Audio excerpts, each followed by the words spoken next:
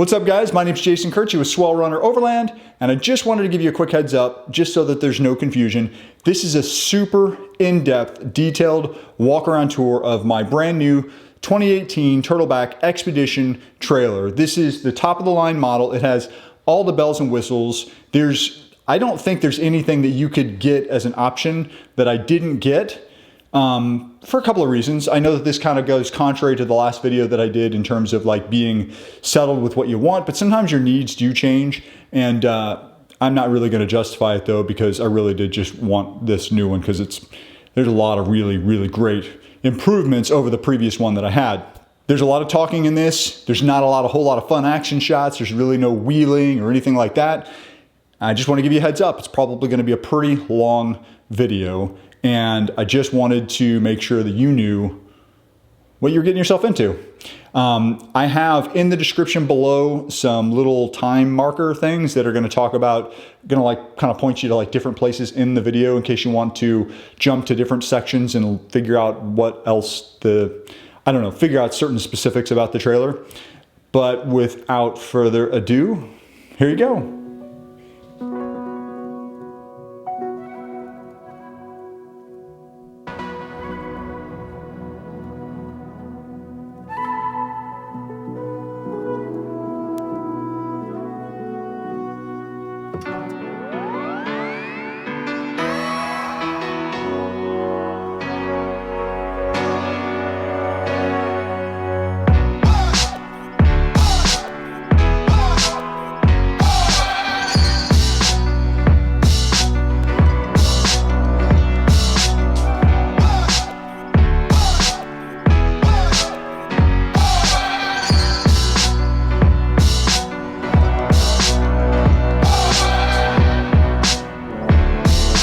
The reason why I even began overlanding with the trailer to begin with is, if you remember the first couple vlogs when we went and we were tent camping, and I had a portable kitchen set up, sort of, and I had all of our tents and I had our cots, I had everything.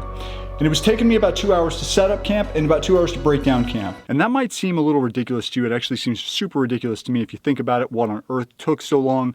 But setting up the tents, setting up the camp kitchen took some time. You had to unpack everything, you had to pack it all back up. The accumulation of the time that it took, I mean, yeah, I could tweak and refine and get a little faster, but at the end of the day, like, the solution kept coming up to, like, how can I make this faster? I went with the trailer because I can actually deploy, I can roll into camp, deploy, and have dinner done, and we're ready to go to bed in less than 45 minutes. It takes 9 minutes to deploy the tent. It takes seconds to deploy the kitchen. Everything's right there. It is the best, it's the fastest solution. That's why I went with the trailer. Version 1 in the overlanding trailer world for me was the very first gen, was my original Turtleback. It was the first gen Turtleback. There were lots of bells and whistles that had come along the line, on down the line. Things that were like little tweaks, advancements, enhancements is what I meant to say. You know, there's an evolutionary process to any sort of product. It's going to get better and improve over time. That brings us to today. The reason why, and I get asked this a lot, why are you buying a new Turtleback trailer? What's different between this one and the old one? Well, not only did Dave and Kevin, the guys at Turtleback, do a phenomenal job in giving me some of the little extra creature comforts that I was wanting personally, they also listened to some of the feedback that I was giving them and feedback that they were receiving from other people, other owners, and they had been creating a better product, but like the product that I was seeing last year had all kinds of little advancements that I wanted. Better kitchen, better stove, a little bit different design, more power options, lots of little things, you know, like better lighting, you know, gas struts on some of the, on that front nose box door, just different things that were really like, that just made the product a better product. So in short, people ask me why I bought a new trailer, because I wanted the bells and whistles.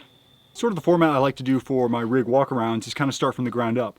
I like to talk about the tires, the chassis, all the things that kind of help it move. And then I like to kind of go into some of the interior creature comforts and, you know, modifications, performance, stuff like that. Before I get started though, it's getting pretty hot outside and the sun is harsh.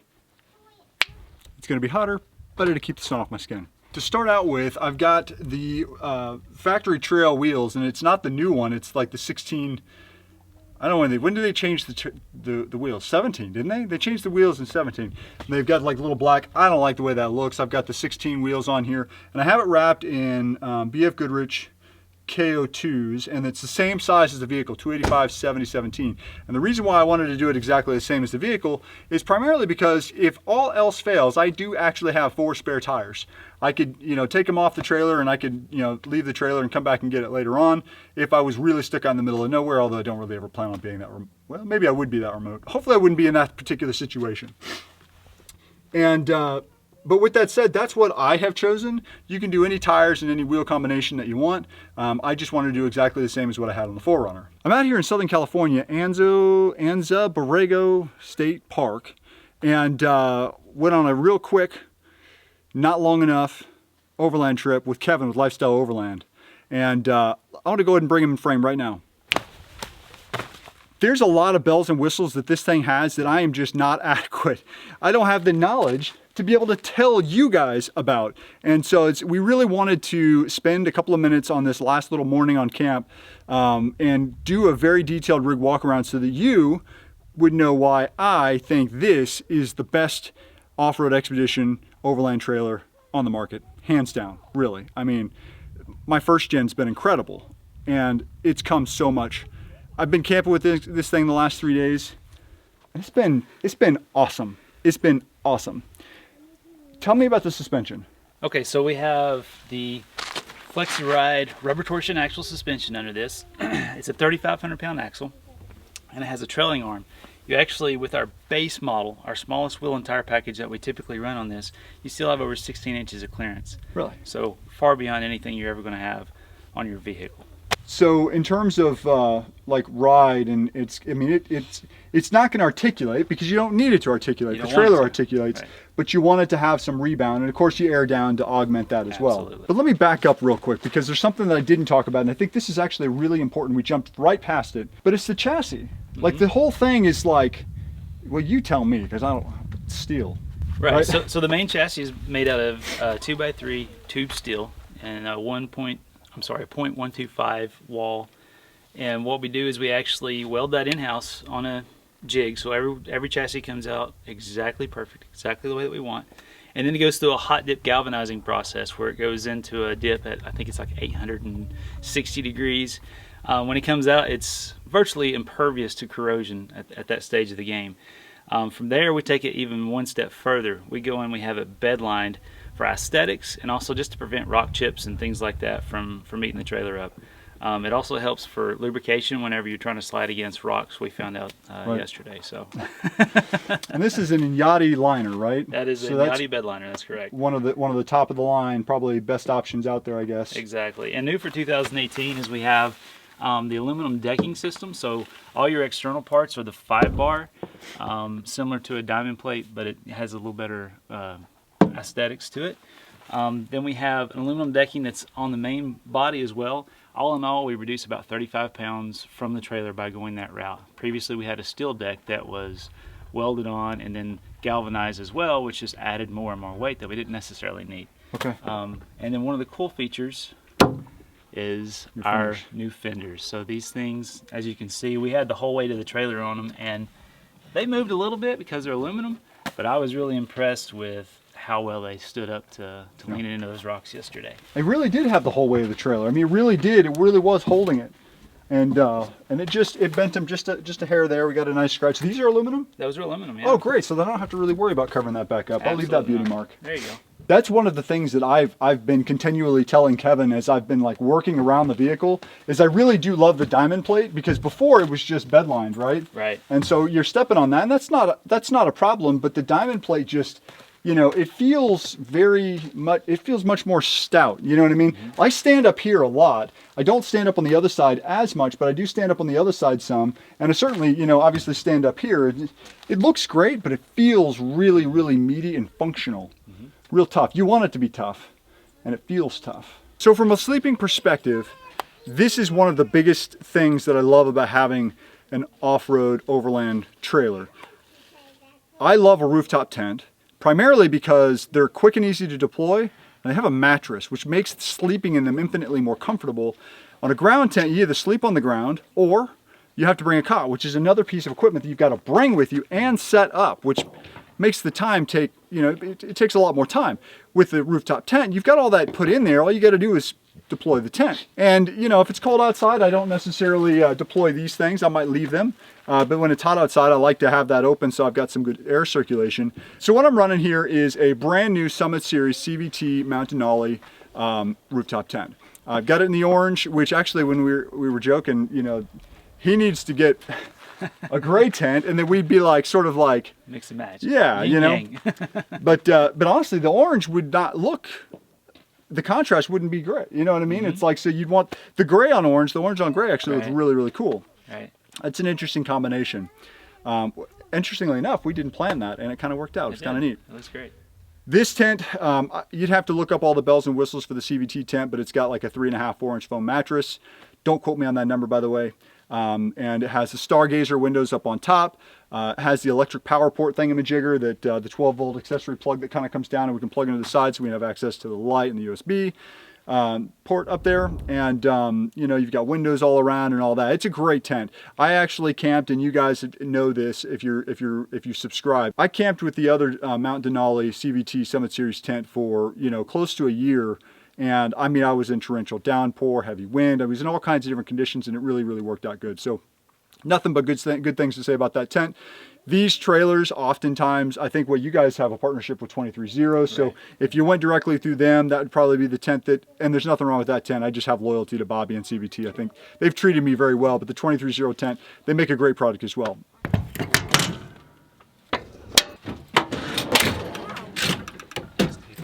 Having a kitchen in an overland trailer setup is like it's one of the coolest things you could possibly ask for.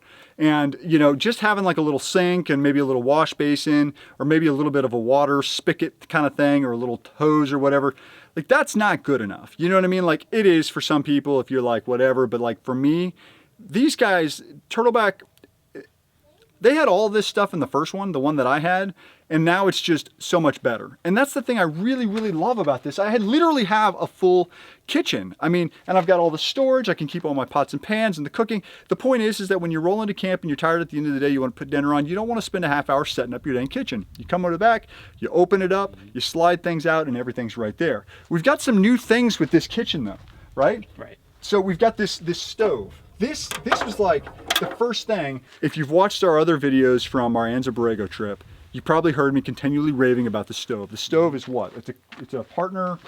Partner still. It's the cook partner. This is their 22-inch version, and it has dual 10,000 BTU burners. It sounds like a jet engine when it's running. It's incredible. Check this out. Oh, I bet you I turned that off. There we go. Oh, because Yeah, you reset it when we pulled this safety switch out.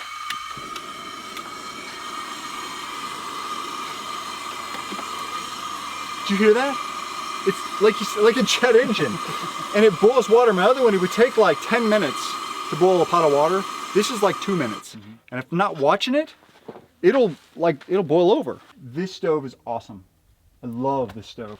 Plus you can, set these things out, do all kinds of different things. You've got little like rods there, but I use it just like that. So in addition to the stove, so that's a big upgrade.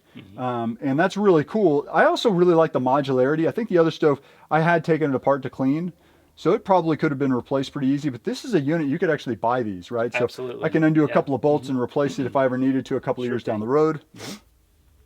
Any other particulars that we're leaving out with this? Integral to the Turtleback itself, we have a safety circuit built in to protect the user so they don't inadvertently pull the pantry out or push the lower portion in with the stove still running. So we have safety relays that are actually built in to this drawer. So when you pull it out, it actually shuts the gas off. Same thing on the bottom. If you were to try and slide it in, it'd kill the gas again. That way you don't burn your house down while you're sitting here trying to cook dinner. That's huge. One of the other really big enhancements over the first gen that I had is the sink. The sink that I had was an open sink, so I didn't have any workable surface area. This one I actually have a workable surface area here, so I can set stuff on here when I don't want to use the sink. So I actually leave this closed most of the time, and I only open it when I want to have access to the sink. And it's nice because, like I said, I had that surface area. And then the faucet kind of comes out like this. You can bring it up like this. You want to be careful not to bring it too high because you'll spray your crotch. Makes it look like you peed in your pants. Otherwise, you leave it down like this. I keep my soap in here just because it's just an easy, nice place for me to keep it. I need to get something shorter, but usually when we're at camp, I'll set it over here. And then I also keep my dish scrubber thingamajigger in there so that I can wash dishes. The sink, this is one of the other things that I kept raving to Kevin about is, check this out. I mean, that's some water pressure. It's so hard that I can actually wash stuff off with it. It'll like rinse it off, like oatmeal and stuff like that. The other one, that may sound like a silly thing to be excited about because, like, let's face it, our kitchen sinks do that at home. But my last Turtleback trailer, the water pipe just wasn't powerful enough. You know what I mean? It's like that was an evolutionary enhancement that's probably been around for a couple of years, but I didn't have that, so it's something I'm really excited about. The other thing is the sink. It's a sink from Dometic. The whole unit's from Dometic. And so I don't know if that means anything to you or me or Kevin or whatever, but from what I understand, Kevin, correct me if I'm wrong, that means high quality. I think Dometic is a quality brand. They make a lot of good quality stuff. And it's RV grade. It's kind of product you'd have in an RV. So right. it feels really stout. This is probably tempered glass, I would assume. It is tempered glass, that's correct. You know, I wouldn't probably slam it down on the metal, but you know, I have hit it several times and it's been fine. And you'll find the same sink in $100,000 Sprinter vans. I mean, it's an excellent sink. It's small, but it still gives you that deep profile so you can wash the larger pots and pans that you can get in. Another big change that they did was the storage. They changed one big thing that I was honestly a little apprehensive about because I utilized this open area right here that was a box that I used for my pantry. I really liked having that storage space there. What they did though is they eliminated that storage space and gave us another table. One of the things that Kevin's wife was talking about yesterday or the day before is the thing that she likes most about this table is not only the fact that it's got some extra surface area so that we have additional space, but this one never gets dirty. This one on the outside, it gets dirty on the trail. That's gonna happen. This one's sealed up inside, so you can open it up and be sure that it's gonna be nice and clean. So I really like that. So we've got an extra table there, no more storage, but what we've done is they have relocated rather the storage to inside basically the back cabinet here. And so you've got storage down here, which I keep, I haven't really fully moved into this yet, by the way. I'm still trying to figure out where I'm gonna keep stuff. But I've got my griddle here that Kevin recommended I buy, and I'm anxious to use it. I did not on this trip. I've got my little jet boil pan thing that I love. Fits perfectly in there, and then I've got more storage in here that I keep like my dish stuff, and it's got a little drawer in here, or a little shelf in here for a stopper. And then up in here is where your main pantry stuff is. And so I haven't decided where I'm gonna keep. There we go. That's also another big thing. The last one, the drawer didn't lock. And so I'd be sitting, and if I was a little off camber, it'd be like, and like, you remember there was a trip in Moab where I just couldn't get it level, and I ended up having to get a stick to keep it in there so it stopped coming out on me. And that was just a little advancement that, well, you've had it for a little while, right? But I didn't have that on the one that I had, so I really, really like that. So I can make sure these guys stay open if I want them to stay open, or stay closed if I want them to stay closed. They didn't put a lock on either side because you don't really need a lock on either side because it's not that heavy. And plus it makes it easier to deploy with one lock on one side because you can grab it there, whatever. I don't know what I'm going to keep where yet. I'll get into a groove because obviously you can't access this one while you've got your stove open, but you can't access the top one when you have the stove open. So I've been thinking food and pantry items up here, other things right here. Haven't really figured it out, but what did you guys say? There's 25% more storage than the last one? Is it more than that? As far as the kitchen concerned, there's probably 30+% more storage because this was a small box and it was only usable for lightweight items. Right. And now you can put your heavy pots and pans, your cast iron, because these are 500-pound slides. Oh, wow. Yeah. Yeah, wow. So you can carry a lot of stuff up here. I've got a lot of storage here. I've got a lot of storage here. Really plenty of room. I mean, I don't even have this close to being filled up. It'll fill up, I'm sure, over time. But that's kind of these drawers. The other thing that's really cool, these slides are going to be a little stiff in the very beginning is what they were saying, but the other thing that's really, really cool, and I don't know if you've noticed this or not, but there's a new material here. Now this is an option. They still offer the birch wood. This is actually a paid upgrade, and it's plastic. And you might be like, why would I pay extra for plastic? let me tell you why you'd pay extra for plastic. This is not just any plastic. This is a high-grade plastic composite something or other that's fancy. Is that technical? Is that a technical term? So this is a HDPE. It's a high-density poly. Oh wow, high-density.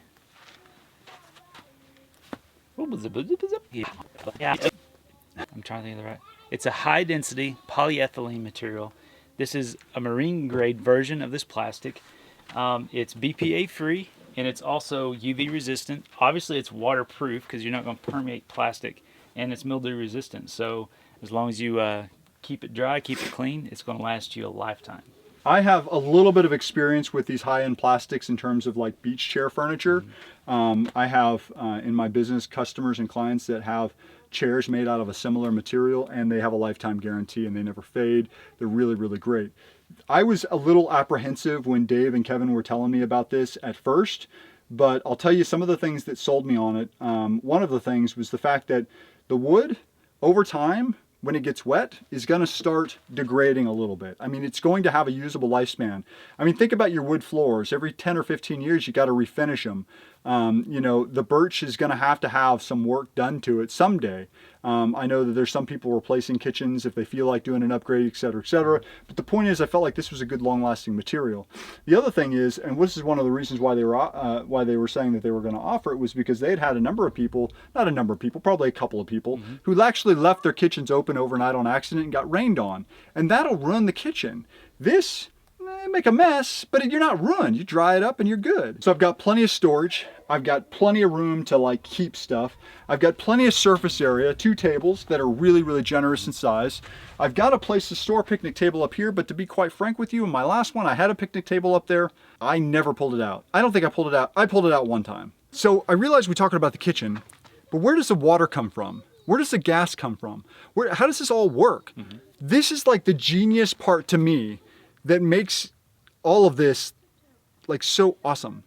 One of the best analogies, and I think Dave gave me this analogy. He said, think of this like an RV where everything's on the outside. And so that's kind of what this is. On an RV, like a regular RV, you go inside and everything's there. This one, everything is there, but it's kind of like built around the outside, or, you know, there's stuff inside, but you live on the outside, if you will. They've had a 42-gallon water storage tank since the beginning. It's probably more than enough. I mean, it's always been adequate for us. We've always came home on, regardless of whatever trip we were on, with a little bit left over. So that's been perfectly adequate. But you got 42-gallon potable water storage. You've got a water heater so that you can heat that water if you want to use it for washing dishes, hands, taking a shower, which we haven't gotten that yet. And then in addition to that, you have full integrated electrical, which is actually pretty crazy. Mine had group 24 AGM batteries. Right. Is that through? This one, they surprised me with this. I don't know that it was probably on the build sheet, but I don't know that I recognized or noticed this, but we've got group 31 batteries in this. We've got 2 marine grade group 31 batteries. And here's the thing is, you can have all this stuff, but if it's not all piped and plumbed and wired and ran and all that stuff, it doesn't do you any good. So I've got 2 group 31 batteries up in the front. I've got a 2,000 watt inverter, and I've got all this fancy electronic stuff that does cool things, that makes it go where it needs to go. I've got a 42-gallon water storage tank that's piped and plumbed, goes right to the water heater, sends water to the sink in the back, to the shower in the front. And I've got, how big is that pancake propane tank? That one there is 11 pound. So I've got an 11-pound pancake propane tank. I think they call them pancake propane. Yep, that's correct. And that thing's piped and plumbed, goes to the water heater, goes to the stove. I don't have to do a thing. I run out of gas, I take that thing out, go fill it, put it back in. Otherwise, that's it. The batteries get charged by the vehicle, or I can plug them into a solar panel or to a shore power. The water now, this is another surprise that they surprised me with. You've got a hose plug-in thingamajigger, and you can do the water pressure off the hose. Absolutely. Thing. So if you want to stop in a campground somewhere that actually offers water, you can take your water hose, hook it up to their system, hook it up to the Turtleback, and you don't have to run the water pump. You don't have to use the water that's already in your tank. You just use what they offer right there in the campground. Pressurizes the system right there. That's pretty awesome. So I want to get a little bit technical here with the electricity, because they've done some things that I've never really understood, but there's some cool stuff here. So tell us about the electronics, what we've got going on that's special in here. Okay, so up here in the nose box, obviously we have the dual group 31s. These batteries are putting out 105 amp hours a piece for a total of 210 amp hours of power. We have the Pro Watt Xantrex inverter, which is a 2,000 watt pure sine wave inverter. We offer that in 1,000 watt too if you don't want as much power. We have the Pro Mariner Pro Sport. This is a 6 amp battery charger. It's a 4-stage smart charger, so it's going to maintain these AGM batteries to their optimal level. It also has a trickle option on it as well, so you can leave it plugged in at your garage at home, and it's just going to maintain those batteries, keep them ready for you to go on your next trip. One special thing that we did for you is we have one of our first Redarc DC to DC chargers. These are very, very, very popular in Australia, and they're getting more so here in the States. So Jason is our test subject with this item. He's going to go and just run the wheels off of it and see how much power he can actually blow through, and use the vehicle to charge all the onboard systems as well.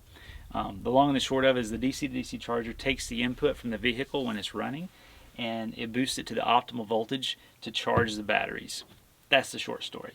It also doubles as a solar controller as well. So when he plugs in his solar controller, it's going to handle all the charging responsibilities. One of the other enhancements, or a couple of the other enhancements that they did to the nose box that I didn't have on mine that I thought was super duper cool, was one of them was the gas struts here.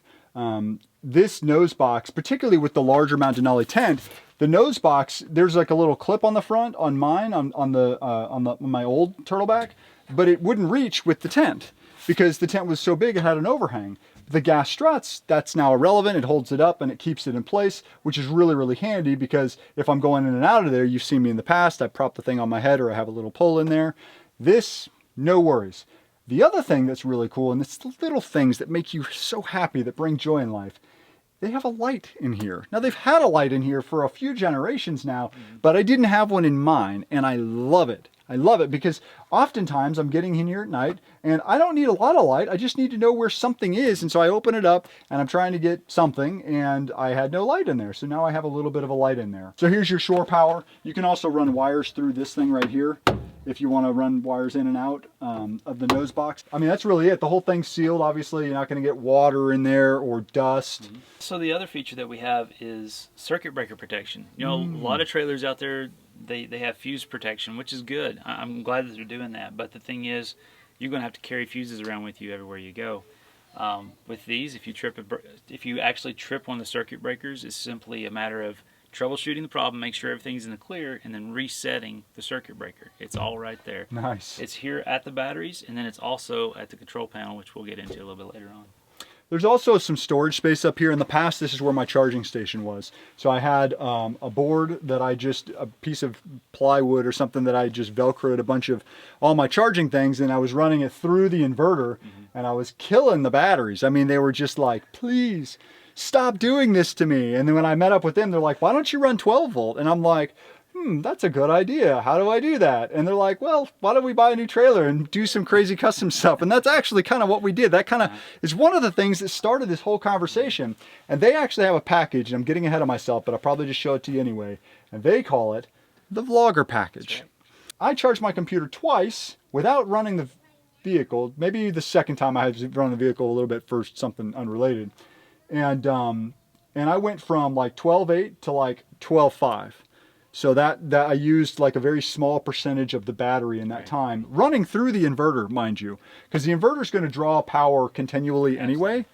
And so, you know, so we might be good on power there. I may just charge the drone batteries using that anyway.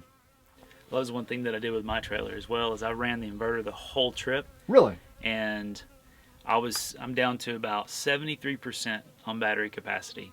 So I've been charging camera batteries the whole time we've been going. Really? And it's done a really, really good job. Wow. Yeah, the 210 amp hours of power are going to last a long time. Yeah, especially, it's going to last a long, long time. Let me show you my favorite part about this whole setup right now. And it's really, really just for nerdy reasons. This right here, this is like my command station. And I love this little area for a variety of reasons. And well, it's easy to tell why I love it. I've got my computer set up here. It's almost perfect stand-up desk height. I've got power for my Apple Watch. I've got power for my iPhone here. And I've got all my charging ports back here, which I'll show you in B-roll in a second or whatever. But the cool thing about this, it really has nothing to do with the power.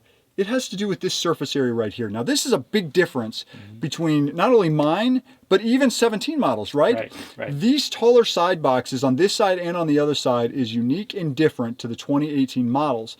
And it's a huge advancement. Quick side note, are the electronics, is this in all the 18s, the electronics right here? Yes. So all the 18s have this? This surface area right here, I'm protected and covered. So I can even be here in the rain. If I zip on the vestibule awning room, I got a lot of really good protection right here. And if I need to dump footage, if I need to get some work done, or whatever I need to do, I can do it right here. Plus, you couldn't really do this before with these boxes half the size. You still had this as kind of a surface area, but anytime you'd pull stuff out here and you'd be working out of here, and you really couldn't have anything on here.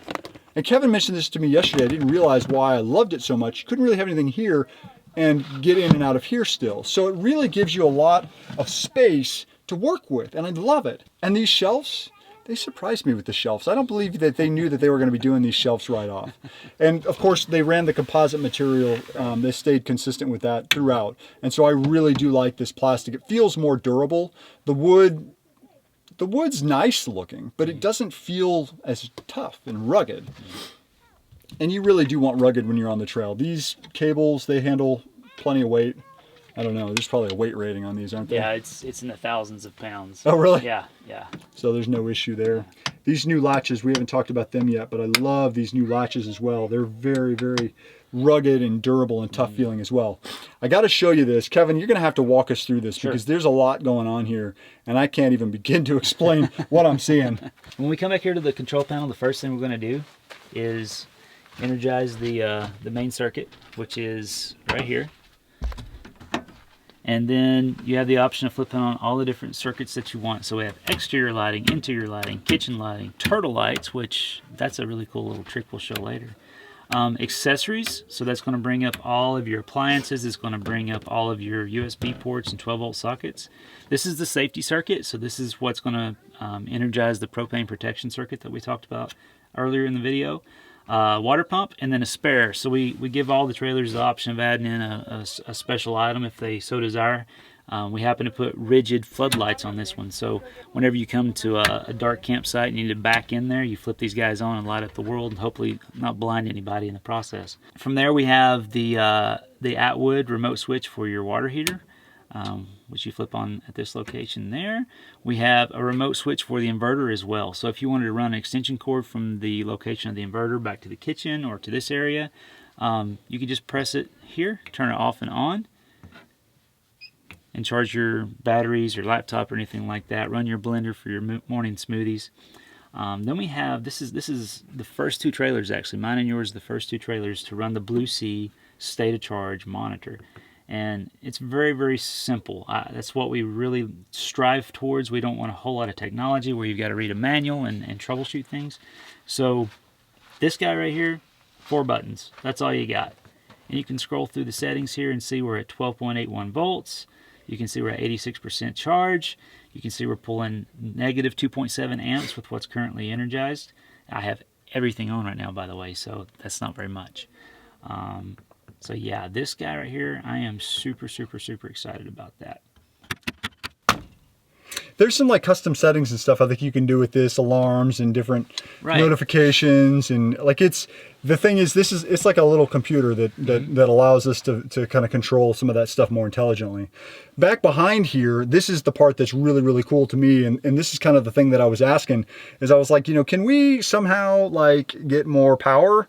And so what they've done is, like I said earlier, they've given me 4 additional, right? We did 4 additional 12-volt plugs. 4 12-volt sockets. Okay, so I have 5 of those total. Okay. Right. Yeah, so I got 4 12-volt sockets, 2 more USB plugs, which have 4 plugs each. I don't know if that makes sense. Each, yeah, or 2 plugs each. And then I haven't really done it yet, but I basically stuck some Velcro down here, and I've got my GoPro batteries, and I've got my DSLR camera batteries plugged in right here. The last little missing piece of the puzzle is the drone batteries, which I did want to have it up here, but I need to find a 12-volt. I need to see if I can find a 12-volt charger. If you happen to know if DJI, or if somebody offers a DJI Phantom 4 Pro charger 12 volt thingamajigger, let me know in comments. But you have lots of storage. I picked up these boxes at Target. These are perfect for keeping stuff, and I can stack them too high here. I've got my bag in here that has towels in it. I'm not sure exactly how I'm gonna do all this, and I have bottles of water over there, which are kind of in a weird spot. So I haven't decided how I'm gonna configure all this yet, but there's a lot of space, and I can even have some space up here. I was keeping one of the boxes up here as well, you know, before I had one of the charger and thingamajiggers in there. But there's so much great usable storage. I really, really love it. And then I've got this surface area to work off of. This is amazing. It's really, really amazing. So something else, unless you're moving it around, you're not really thinking about it. But this is a huge, huge, huge thing. The last one, my last Turtleback trailer, it was what it was, right? This, I don't know what this is. What is it? When you're moving this around, it feels so heavy, so stout. Like you really just, is this steel or is this aluminum? That's aluminum. This is aluminum, it's just really thick. Yep. How thick is this aluminum? 0.125. 0.125. So that's an eighth of an inch. Eighth of an inch thick. An eighth of an inch thick. It feels so stout. It's so tough and rigid. What else about these new doors? We mentioned the latches, and the reason why we can stay so dust free is the fact that these are compression latches. So when they're set up properly, they're going to actually pressurize the box in there, and it's going to help keep all your dust out, keep all your electronics clean. The latches feel so tough and so sturdy and so rigid. They just really feel like built tough. Yeah. And that's what you want, you know. I mean, you want stuff that's going to be built well and built tough, because we're abusing these things on the trail. They're getting bounced around, they're getting dust, they're going in water a little bit during water crossings. I do not condone that. Don't try this at home, kids. But the reality is that they need to be tough, and they're going to take a lot of abuse, and we abuse them on the trail. We abused them a lot yesterday. Yeah, kind of didn't mean to. but they're built really tough. And so you've got your command workstation here, and it's sealed up. I mean, it's really, really nice. Now this rear box is designed a little bit different on the Bravo model, right? That's right. Is that the official? Are we calling it the Bravo, or is that like an internal? That's an internal thing. Right? Okay. So that's an internal thing. But this is an added feature, and what they're doing here is, on the other 18 models, one of the things that's different with ours is that we've got the water heater that's actually kind of included in the structure in the box. I think we did this, you guys did this for a couple of reasons. One of them is to make it consistent, so the look from either side is more the same. That's right. But the other thing is, what it's done now is it's taken the water heater out from the inside, and so there's actually storage space in there that's not being utilized right now. It's just an open area, and they were saying that that'll be something bolt-on that we can add later on. They're gonna figure out how they want that to be designed or whatever, but basically what I'm thinking is that we'll have be able to open up this center storage space and then have additional storage in there, like shelves or drawers or something. I don't know, who knows. So you've got your water heater here. Is there anything special about the water heater? So the water heater is a Dometic DSI. It's a 6-gallon water heater. We can take about a 7-minute shower with that water heater, and the beauty of it is it heats everything back up in about 15 to 20 minutes. Really? So you don't have a long wait to bring it back up to temperature. And so just like the other side, you've got these large boxes here and another large surface area right here to work with. For now, I'm keeping, I gotta figure out how I'm gonna handle this, but for now I'm keeping my propane hose, my water hose, WD-40, kind of like my tools and hardware down here. Wheel chocks will go in here, which I don't know where my wheel chocks are. Oh, they're back in here, I bet. Yeah, there they are. And then I've got just more storage back here, got toilet stuff and shower pouches and stuff like that. Right, utilities, right? Right. And so you've got a lot of storage in here, plus you got the surface area, and you've got the diamond plate up on top, which is also really cool. You love that diamond plate. And something we didn't really spend any time on, which kind of goes back to the electronics, is the exterior lighting. We showed you the panel switch a minute ago. I'm gonna have to overlay some footage of the lighting here because it's dark and there's no light, but it's pretty awesome. And this is something that I really, really like, and this is a big upgrade, and this is, I think, unique for the 18 models, right? Absolutely. You've got your command station with all your lighting, so if you want to turn on your exterior lighting, you flip the switch. And when you want to turn it off, you flip the switch. It turns on all the exterior lighting, turns off all the exterior lighting. Right. Same thing with interior lighting. Flip the switch, all the interior lighting comes on, flip the switch, all of it goes off. Here's the thing I like about this. There used to be a switch for the light inside this main storage compartment, which you'd think, hey, that makes sense. Have a switch in there for the light. I can't tell you how many times I open up that thing and I'm like, oh, I wonder how long that light's been on. Right. because I forgot to turn it off last time. So here we've got one control panel. We can see everything that's on. We can make sure everything's off or whatever. Same thing with the kitchen light. I can't tell you how many times I close the kitchen down and the light's still on. And I'm like, crap. Open the kitchen back up, go in there, hit the light switch and the water pump. The water pump, yeah. I get down the trail, I step outside to do something, the water pump's going on. So I got to open the back up, turn the water pump off. I never had any problems running it for a long time, but it's like, you don't want to leave that running though if you can avoid that. Right. Now you can go over here to your nice little command base station, flip all your switches, make sure everything's off. You don't have to open anything back up. It's all centralized in one place. Yeah. I think that's a great design. I really, really, really like that. And here's one more secret for you. If there's circuits on there that you know you use all the time, so the accessories and the water pump and maybe exterior lights, leave them on. Just turn the main switch off. There you go. Turn the main switch leave off. All the switches on and just walk over and turn the main switch on, and it just energizes the whole system.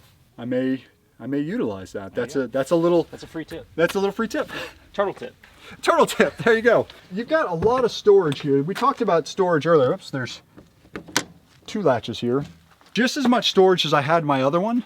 So that's not really changed, but the material inside, again, we've gone with the composite. And that's been really nice. It feels tougher. It feels tougher to me. I love it. And then you've got your shower up here, which we haven't really talked about yet, but you've just got lots of storage. This is actually not optimal. I've got 2 big front runner boxes in here, which won't normally ride in here. I just had all my stuff in there. And so I really have a lot of storage space in here. And it's usually kind of a dumping ground. There's a better, more organized way for me to do that, but I just haven't gotten there yet. And that's really about it with the storage. No, that's not it with the storage. I've got a little storage tube for my poles up here. That's cool because I don't have to worry about where my poles are. I can put everything in here, including, and we haven't even talked about this, my Foxwing awning poles. I'm not going to deploy the Foxwing awning today because, well, to be quite frank with you, I'm just going to be lazy.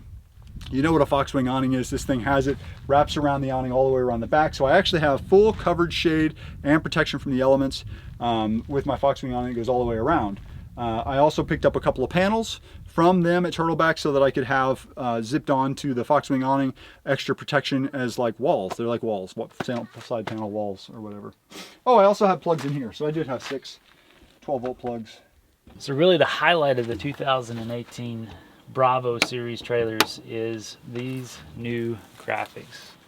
These things, they just are beautiful. They're beautiful. You might see a little bit of Lifestyle Overland influence with the topo lines, but it's all Turtleback. We've got the Hex logo here.